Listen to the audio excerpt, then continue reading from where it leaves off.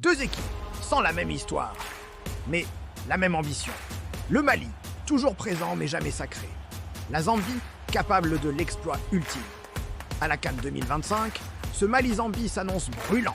Bienvenue à tous pour cette nouvelle analyse de la CAN 2025. Aujourd'hui, on décortique Mali contre Zambie.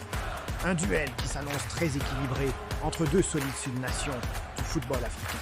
D'un côté, le Mali, qui avance avec une régularité impressionnante depuis plus de 20 ans. De l'autre, la Zambie, qui veut renouer avec son glorieux passé et prouver qu'elle peut à nouveau créer la surprise. C'est un match clé dans un groupe très ouvert. Plongeons tout de suite dans les 5 clés de ce match. Première clé, la régularité du Mali, mais toujours sans titre. C'est un fait assez incroyable. Le Mali participe à toutes les Coupes des Afrique des Nations depuis 2002. Une constance remarquable. Leur meilleur résultat reste une finale en 1972, il y a bien longtemps. Plus récemment, ils ont décroché la 3e place en 2012 et 2013, et à la dernière CAN en 2023, les Aigles ont atteint les quarts de finale. Ils sont toujours là, toujours solides, mais ce trophée leur échappe encore, et toujours. Deuxième clé, et elle a fait pleine d'émotions, l'incroyable exploit de la Zambie en 2012. C'est un moment historique du football africain. Qui peut oublier cette finale où les Chipolopolo ont battu la Côte d'Ivoire de Didier Drogba au tir au but? Un sacre mythique, remporté seulement 19 ans après la tragédie aérienne qui avait décimé leur équipe en 1993. Avant ça, la Zambie avait déjà disputé 2 finales, en 1974 et 1994. Cette équipe sait ce que c'est que de déjouer les pronostics et d'aller au bout. C'est l'un des plus grands exploits de l'histoire du football africain. Troisième clé, le duel de style. On aura 2 philosophies de jeu bien différentes sur le terrain. Le Mali s'appuie sur un bloc très compact, un jeu structuré et une grosse densité au milieu de terrain. Ils aiment contrôler le tempo.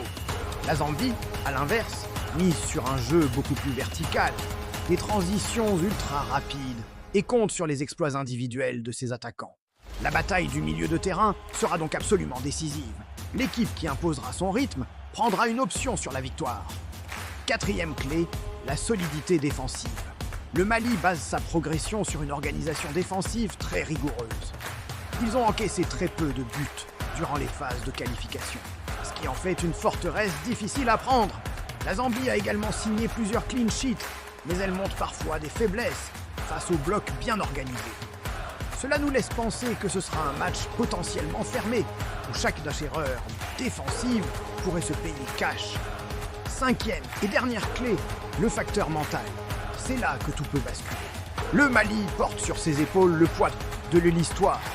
Cette CAN qu'ils n'ont jamais gagnée, malgré des générations de joueurs talentueux. Cette pression peut parfois les paralyser. A l'inverse, la Zambie a prouvé qu'elle sait gérer les grands rendez-vous et endosser le rôle de l'outsider. On a souvent vu le Mali se faire éliminer alors qu'il semblait supérieur sur le papier. La pression sera maximale. Alors, quel est mon pronostic pour ce match? Je m'attends à un duel tactique, physique et très serré.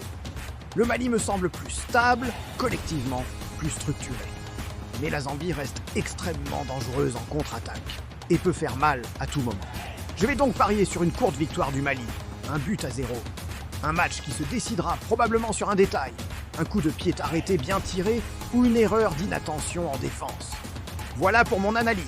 Si vous voulez d'autres analyses sur la CAN qui sont factuelles, claires et surtout passionnées, alors c'est simple. Abonnez-vous, mettez un gros pouce bleu sur la vidéo et surtout, dites-moi en commentaire si vous pensez que le Mali peut enfin aller chercher ce titre. À très bientôt!